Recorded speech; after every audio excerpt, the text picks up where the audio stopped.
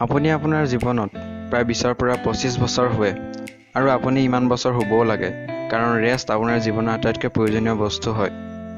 ভাল টোপনি যোৱা বহুত লাভ আছে। আপোনাৰ মগজু ভালদৰে কাম কৰে আৰু ভাল টোপনি আহিলে গোটেই দিনটো আপুনি এনাৰ্জেটিক অনুভৱ কৰে। যাৰ ফলত আপোনাৰ যদি চাকৰি আছে তেন্তে চাকৰিৰ কাম আৰু যদি আপুনি ষ্টুডেণ্ট হয় তেন্তে পঢ়াৰ কাম আপুনি ভালদৰে কৰিব পাৰে। কিন্তু আপুনি এইটো নিশ্চয় নটিচ কৰিছে যে আপোনাৰ ওচৰত শুবৰ বাবে টাইম মানে সময় আপুনি বহুত কম পায়। ৰাতিপুৱা শুই উঠা আৰু তাৰ পিছত গোটেই দিনটো কাম কৰি আকৌ ৰাতি শুৱা। যদি আপুনি ভালদৰে টোপনি যায় তেন্তে আপোনাৰ ফিজিকেল আৰু মেণ্টেল হেল্থ মানে শাৰীৰিক আৰু মানসিক স্বাস্থ্য ভালে থাকে। বৈজ্ঞানিকে বহুত বছৰ ৰিচাৰ্চৰ পিছত এইটো কৈছে যে যিবোৰ মানুহে ভাল টোপনি যায় তেওঁলোকৰ এজ মানে বয়স সেইবোৰ মানুহতকৈ বেছি হয় যিবোৰ মানুহে বেয়া কোৱালিটিৰ টোপনি লয়। কিন্তু ধ্যান দিব, মই ইয়াত বেছি হোৱা বা কম হোৱাৰ কথা কোৱা নাই। মই এইটো কোৱা নাই যে যিবোৰ মানুহে বেছি দেৰিলৈকে শুৱে তেওঁলোকে বেছি কেইদিন জীয়াই থাকে। এইটো ছায়েন্সে কয় যে আপুনি কিমান দেৰি শুৱে ইয়াতকৈ বেছি দৰকাৰী এইটো যে আপোনাৰ টোপনিৰ কোৱালিটিটো কেনেকুৱা। মানে টোপনিৰ গভীৰতা টোপনিৰ দৈৰ্ঘ্যতকৈ বেছি দৰকাৰী। আপুনি এইটো নিশ্চয় শুনিছে যে ইতিহাসৰ জিনিয়াছ ব্যক্তিসকলে যিবোৰ ডাঙৰ তথ্য আৱিষ্কাৰ কৰিছিল তেওঁলোকে বহুত কম শুৱে হ'লে। এইটো কথা শুনাৰ পিছত আপোনাৰ মনলৈ এইটো নিশ্চয় আহিছে চাগৈ যে এওঁলোক দিনটোৰ কেৱল 3-4 ঘণ্টা শুইও কেনেকৈ ইমান দ্ৰুতভাৱে কাম কৰে। আৰু যেতিয়া আপুনি কমকৈ শুৱে তেতিয়া আপোনাৰ টোপনি ক্ষতি কিয় হয়? ইয়াৰ চিধা উত্তৰটো হৈছে আপোনাৰ টোপনিৰ গভীৰতা। 12 ঘণ্টাৰ বেয়া টোপনি 4 ঘণ্টাৰ গভীৰতাপূৰ্ণ টোপনিৰ সমান।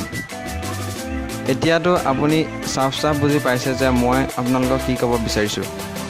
আপোনাৰ টোপনি কিমান গভীৰ হ'ব এইটো আপোনাৰ খোৱাৰ পৰিচ্ছন্নৰ ওপৰত নিৰ্ভৰ কৰে।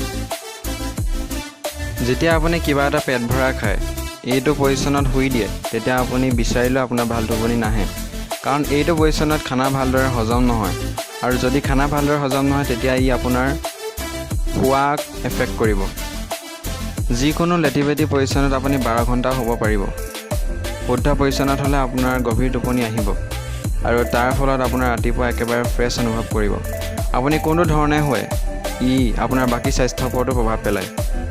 শুৱাৰ বহুত ধৰণ আছে, যেনে ফ্ৰণ্ট ছাইডেৰে শুৱা, বেক ছাইডৰ ফালেদি শুৱা, লেফ্ট ছাইডেদি শুৱা আৰু ৰাইট ছাইডৰ ফালেদি শুৱা।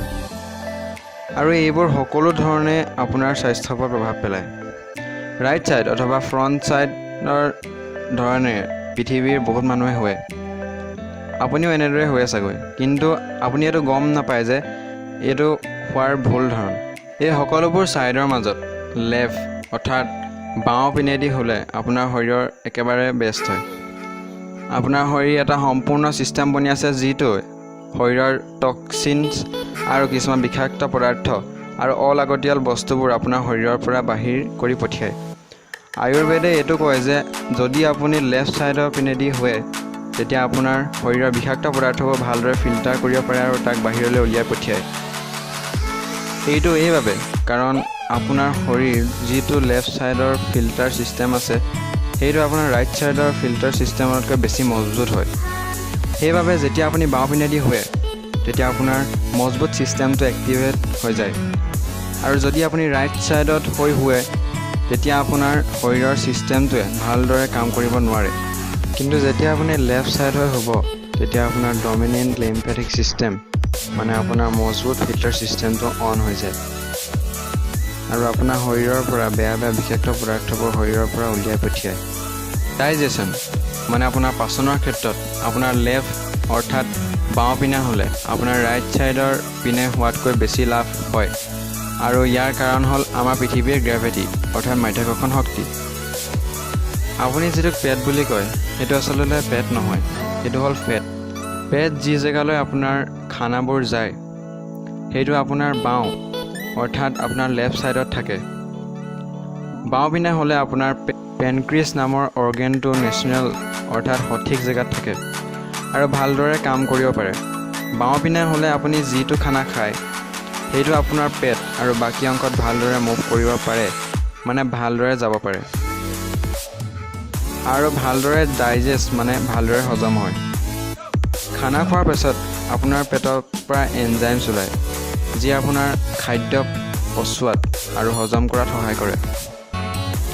বাওঁপিনে হ'লে এই এনজাইমছবোৰ ভালদৰে ওলাবলৈ সক্ষম হয় আৰু আপোনাৰ খানা আৰামত আৰু লাহে লাহে হজম হয়।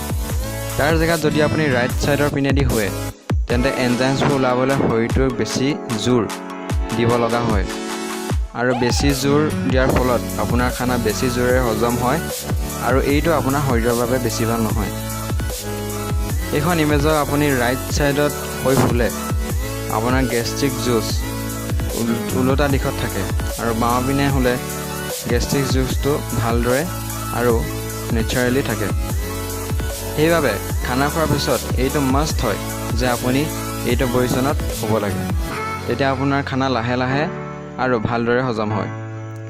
এইটো চাইণ্টিফিকেলি প্ৰুভড হয় আৰু এইটো বৈজ্ঞানিক দৃষ্টিভংগীৰে প্ৰমাণ কৰা হৈছে যে বাওঁপিনে হ'লে আপোনাৰ হৃদয়ত ব্লাড চাৰ্কুলেশ্যন ভালদৰে হয়, অৰ্থাৎ আপোনাৰ তেজ চলাচল ভালদৰে হৈ থাকে। আপোনাৰ হৃদয় আপোনাৰ লেফ্ট ছাইডত থাকে। খানা খোৱাৰ পাছত যদি আপুনি সোঁপিনে কৰি শুৱে তেতিয়া আপোনাৰ হৃদয় ভালদৰে তেজ পঠিয়াব নোৱাৰে আৰু তাৰ ফলত আপোনাৰ শৰীৰটোৱে তেজ পঠিয়াবলৈ বেছি জোৰ অথবা শক্তি খৰচ কৰে। তাৰ জেগাত যদি আপুনি বাওঁপিনে দি শুৱে তেতিয়া আপুনি হৃদয়ৰ সুখে সুখে কাম কৰে। আপুনি এইটো গম পালে যে আপুনি বাওঁপিনে শুব লাগে, কিন্তু আপোনাৰ শুৱাৰ আৰু এটা ধৰণ আছে। পৃথিৱীৰ প্ৰায় 40% মানুহে এনেধৰণে শুৱাটো পচন্দ কৰে, যাক কোৱা হয় ফিটেল পজিশ্যন স্লিপিং। এইটো পজিশ্যনত বহুত ভাল লাগে আৰু আপুনিও এইটো ষ্টাইলত নিশ্চয় শুই পাইছে চাগৈ। কিন্তু আপুনি এনেদৰে শুলে আপোনাৰ জইণ্টছ মানে আপোনাৰ আঁঠুত এফেক্ট কৰে। আপুনি ভৰি চিধা কৰি শুব লাগে, খোজ খাই থাকিব নালাগে। কিন্তু যদিও আপুনি এইটো পজিশ্যনত শুব বিচাৰে তেতিয়া আপুনি এটা কাম কৰিব পাৰে। তেতিয়া আপুনি দুটা আঁঠুৰ মাজত এটা গাৰু দি শুব পাৰে আৰু এনেদৰে হ'লে আপোনাৰ আৰু ভাল লাগিব। শুৱাৰ ক্ষেত্ৰত আটাইতকৈ বেয়া পজিশ্যনটো হ'ল স্লিপিং অন ইয়ৰ ষ্টমাক, অৰ্থাৎ আপোনাৰ পেটটো পেলাই শুৱাটো। ডক্তৰ বিজ্ঞানীয়ে এইটো আটাইতকৈ বেয়া পজিশ্যন বুলি কৈছে। এইটো পজিশ্যনতকৈ বেয়া পজিশ্যন নাই বুলি তেওঁলোকে কৈছে। এইটো পজিশ্যনত আপুনি শুলে আপুনি বিভিন্ন জেগাত আপুনি নজনাকৈ জোৰ দিয়ে, যেনে আঁঠু আৰু শৰীৰৰ তেজ চলাচল ছিষ্টেমটো ভালদৰে কাম নকৰে। এই সকলোবোৰ পজিশ্যনতকৈ বাওঁপিনে শুলে আপোনাৰ বাবে বেষ্ট হয়। যদি আপুনি ৰাতিপুৱা শুই উঠি ফ্ৰেছ আৰু এনাৰ্জেটিক ফিল কৰিব বিচাৰে তেতিয়া আপুনি শুৱাৰ লগত জড়িত প্ৰায় সকলোবোৰ কথা জানিলে। তেতিয়া এই জ্ঞানৰ লাভ উঠাওক আৰু সুস্থ আৰু দীৰ্ঘজীৱী হওক। আপুনি কিমান ঘণ্টা শুৱে তলত কমেণ্ট জৰুৰ কৰিব, মই জানিব বিচাৰোঁ। আৰু এই ভিডিঅ'টো লাইক আৰু শ্বেয়াৰ জৰুৰ কৰিব যাতে আপোনাৰ প্ৰিয়জনেও এইবোৰ কথা গম পায়। মোৰ চেনেলটো ছাবস্ক্ৰাইব জৰুৰ কৰিব, কাৰণ মোৰ চেনেলটোত এনেকুৱা ইণ্টাৰেষ্টিং ভিডিঅ' আপলোড হ'লেই যাতে আপুনি প্ৰথমেই চাব পাৰে।